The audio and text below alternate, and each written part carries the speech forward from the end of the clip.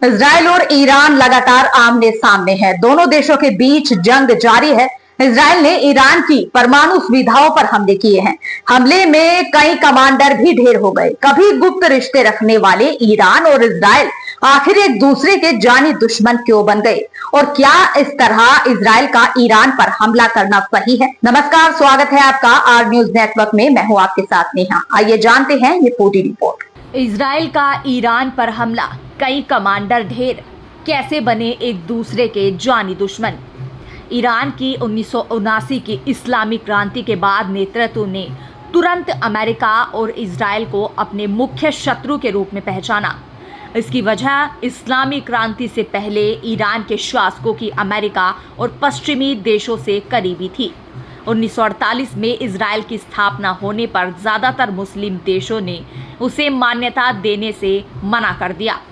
अरब देशों के साथ असहज रिश्ते रखने वाला शिया बहुल देश ईरान इसका अपवाद था। ईरान ने इजराइल को आधिकारिक तौर पर तो मान्यता नहीं दी, लेकिन साझा रणनीतिक चिंताओं की वजह से दोनों ने गुप्त रिश्ते बनाए रखे।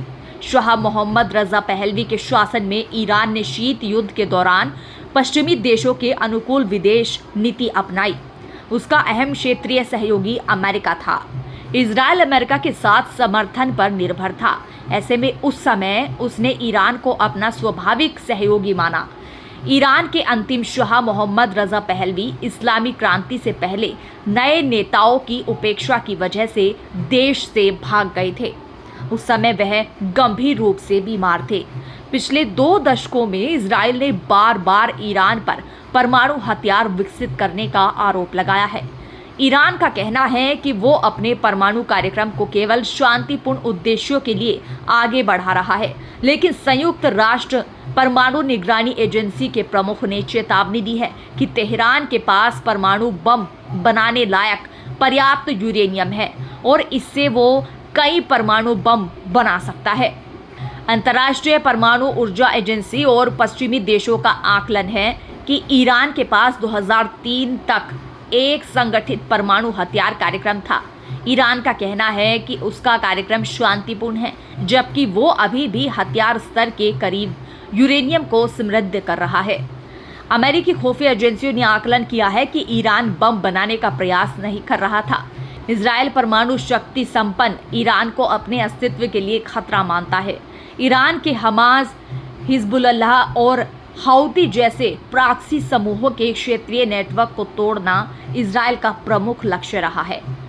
हमास और हिजबुल्लाह के खिलाफ सैन्य अभियान चलाकर इनकी कमर तोड़ दी है। सीरिया में ईरान के लंबे समय से सहयोगी रहे राष्ट्रपति बशर असद का पतन हो चुका है। पिछले वर्ष इजराइल में ईरान के मिसाइल हमलों के बाद इजराइल ने उसके मिसाइल साइट्स को तबाह करने के साथ ईरान की एयर डिफेंस क्षमताओं को भी कमजोर कर दिया था। ईरान की प्रॉक्सी नेटवर्क के पतन के साथ साथ ईरान की नई कमजोरी ने इजराइल को हमला करने का अवसर दिया। इजराइल के प्रधानमंत्री बेंजामिन नेतन्याहू ने कहा है कि ईरान पर हमला करने का समय खत्म हो रहा था।